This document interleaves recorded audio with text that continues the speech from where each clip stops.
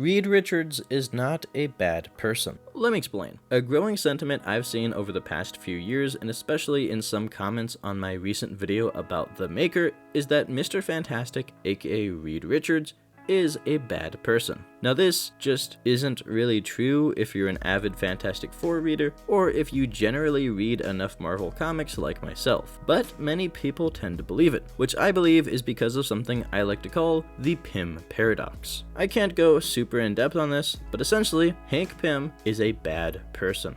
Me saying that has probably elicited agreement or disagreement from you, but why? For those who agree, you probably say that because of Hank's very famous negative moments. But truly think about what you know about those moments. Do you understand the context of the moment, the purpose it served in the story, whether or not it truly reflects the characters as written by other authors, and the character's motivation behind that action?